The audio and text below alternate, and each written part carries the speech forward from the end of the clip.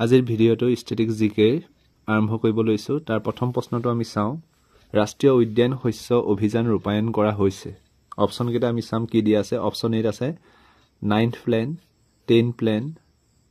11 plan and 12 plan ৰাষ্ট্ৰীয় উদ্যান শস্য অভিযান ৰূপায়ণ কৰা হৈছে কোনটো অভিযানৰ মতে কোনটো পৰিকল্পনাৰ মতে তেতিয়া আমি ক'ব লাগিব অপচন নম্বৰ বি টু শুদ্ধতৰ অৰ্থাৎ 10 নম্বৰ পৰিকল্পনাৰ মতে ৰাষ্ট্ৰীয় উদ্যান শস্য অভিযান ৰূপায়ণ কৰা হৈছে দ্বিতীয় প্ৰশ্নটো হৈছে ভাৰতৰ একাদশ পঞ্চবাৰ্ষিক পৰিকল্পনাত সৰ্বাধিক আছিল শক্তি আছিল সমাজ সেৱা কৃষি নে উদ্যোগ আছিল ভাৰতৰ একাদশ পঞ্চবাৰ্ষিক পৰিকল্পনাত সৰ্বাধিক আবণ্টন আছিল কিহৰ তেতিয়া আমি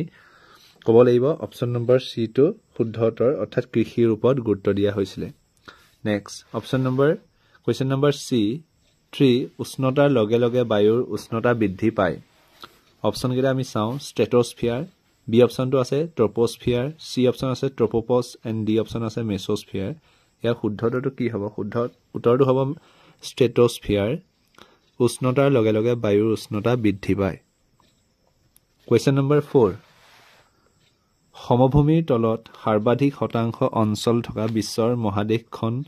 চিনাক্ত কৰক সমভূমিৰ তলত সৰ্বাধিক শতাংশ অঞ্চল থকা বিশ্বৰ মহাদেশখন চিনাক্ত কৰক অপচন আছে এছিয়া উত্তৰ আমেৰিকা ইউৰোপ আৰু ওচেনিয়া আমি ক'ব লাগিব এছিয়া এছিয়াৰ পূবে আছে প্ৰশান্ত পশ্চিমে কি আছে জনাব উত্তৰে আছে আটলান্টিক মহাসাগৰ আৰু দক্ষিণে আছে ভাৰত মহাসাগৰ পশ্চিমে কি আছে বাৰু বিশ্বৰ সৰ্ববৃহৎ মাছ ৰপ্তানি কৰা অঞ্চলটোৰ নাম কি ডাইৰেক্ট উত্তৰটো দিয়া হৈছে উত্তৰ পশ্চিম প্ৰশান্ত মহাসাগৰীয় অঞ্চল য'ৰ পৰা বিশ্বৰ সৰ্ববৃহৎ মাছ ৰপ্তানি কৰা হয় ইম্পৰ্টেণ্ট নোট হিচাপে আমি চাবলৈ গ'লে চাইনা ইজ দ্য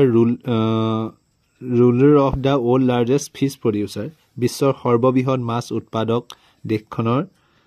আচলতে শাসক হিচাপে আমি ক'ব পাৰোঁ চীন দেশখনক টপ 5 কাণ্ট্ৰিজ অফ ফিছ প্ৰডাকশ্যনছ বিশ্বৰ 5খন উচ্চ স্থানত থকা অৰ্থাৎ একেবাৰে পজিশ্যনত থকা মাছ উৎপাদন কৰা দেশকেইখনৰ নাম কি প্ৰথম হৈছে আমি চাবলৈ গ'লে গম পাইছোঁ চাইনা 58.8 মিলিয়ন টন মাছ উৎপাদন কৰে ভাৰতে 9.46 মিলিয়ন টন মাছ উৎপাদন কৰে ইণ্ডোনেছিয়াই 6.10 মিলিয়ন মাছ উৎপাদন কৰে পেৰু 5.86 মিলিয়ন আৰু ইউএছ 5.36 মিলিয়ন টন মাছ উৎপাদন কৰে নেক্সট কুৱেশ্যনটো যদি আমি চাওঁ Sofia is the capital of Sofia কাৰ কি হয় ৰাজধানী হয় Bulgaria Australia Hungary and Albania ইয়াৰ শুদ্ধটো হ'ব Bulgaria is the right answer Sofia is the capital of Bulgaria next কুৱেশ্যনটো আমি চাওঁ the eastern Ghat and the western Ghat meet at পূব ঘাট আৰু পশ্চিম ঘাটৰ লগ হয় ক'ত হয়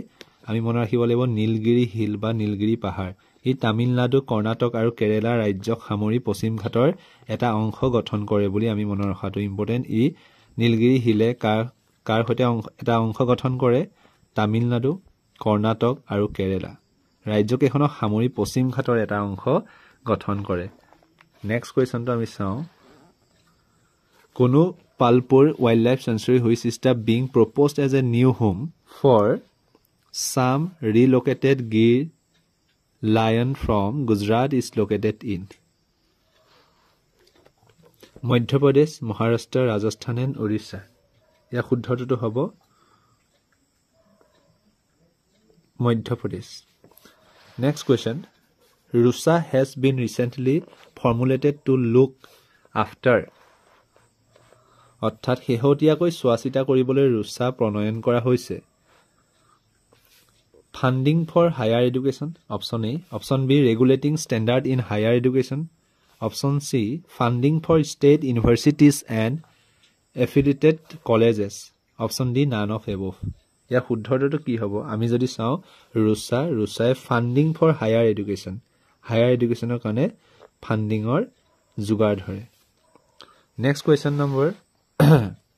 আমি নেক্সট কুৱেশ্যনটো চাওঁ India change over the decimal system of coinage in the year ভাৰতে কোনটো বছৰত মুদ্ৰাৰ দশমিক ব্যৱস্থালৈ সলনি কৰা হ'ল বুলি কোৱা হৈছে ইয়াৰ শুদ্ধটো হ'ব 1957 oldest public sector bank of India option কেইটা আমি চাওঁ কি দিয়া আছে Punjab national bank industrial development bank of India Allahabad bank and the central bank of India oldest public sector bank to হৈছে এলাহাবাদ বেংক কি হ'ব এলাহাবাদ বেংক ইম্পৰ্টেন্ট কিছুমান নোট হিচাপে আমি যদি চাওঁ Allahabad bank is the oldest public sector bank of India It was established in the year 1865 1885 চনত Allahabad bank প্ৰতিষ্ঠা কৰা হৈছিল its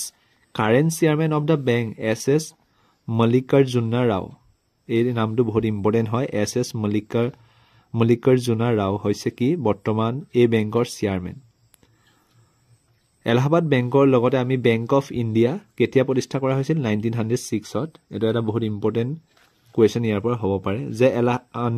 আন্ধ্ৰা বেংক কেতিয়া প্ৰতিষ্ঠা কৰা হৈছিল এটো আহিব পাৰে 1923 আৰু বেংক অফ বৰোডা এষ্টাব্লিছ কেতিয়া কৰা হৈছিল 1908